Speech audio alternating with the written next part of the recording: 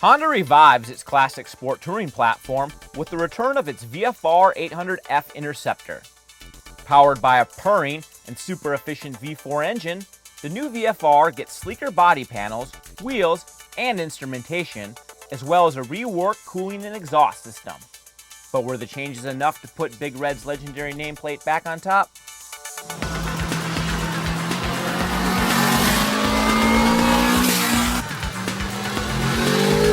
Probably the highlight of the Honda for me was the handling of it. That thing, it hugs the ground like it's like no other bike in this test. Like, it does a better job handling wise than even the Ninja 1000, and that's huge. You know, it's a really phenomenal handling motorcycle. Just what you'd expect as a Honda sport bike. You know, it's neutral, it's pretty agile, it's stable. The VFR is a good handling bike, but I never felt quite as comfortable as I did on the Ninja, particularly with the front end. In tight corners or on rough surfaces, it just didn't transmit the level of feel that I found on the Ninja. In terms of rider comfort, the one major drawback for the VFR is the forward lean just puts too much pressure on my wrists. It's a personal pet peeve of mine. I'm sure some people will get along fine with it.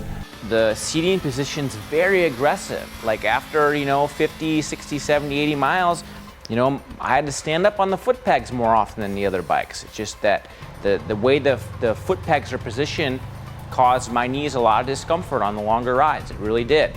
It's a really sporty sport touring bike. But at the same time, you'd expect its engine to be really sporty too, but its engine's kind of not.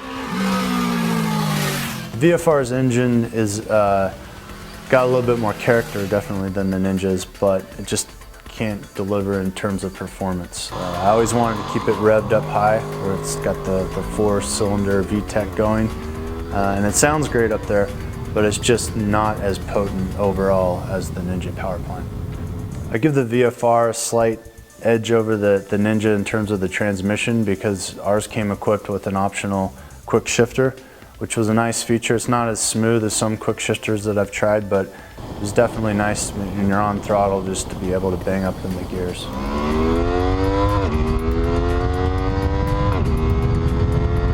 The VFR Interceptor comes with some conveniences that the other two didn't. I love having the heated hand grips and also having traction control, having a button to toggle it off and on right on the handlebar, easily accessible.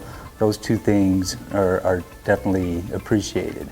On the negative side, its bags are really small. They're smallest of the bunch. There were a couple times where the bag didn't open precisely right, or we had kind of fumbled taking the bag off. Or on the Ninja, we never fumbled. It just pulls right off every time. Super easy. Same with the Aprilia. Their bags come off really nicely too.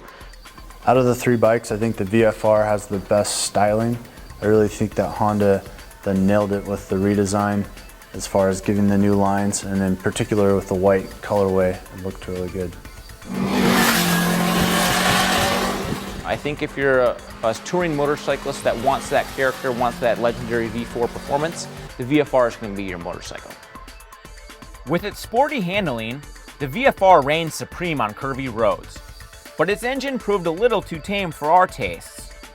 Pair that with its riding stance, which was the most aggressive, and the Honda was the least comfortable to ride over long distances, thus positioning it in a distant second in the Shootout.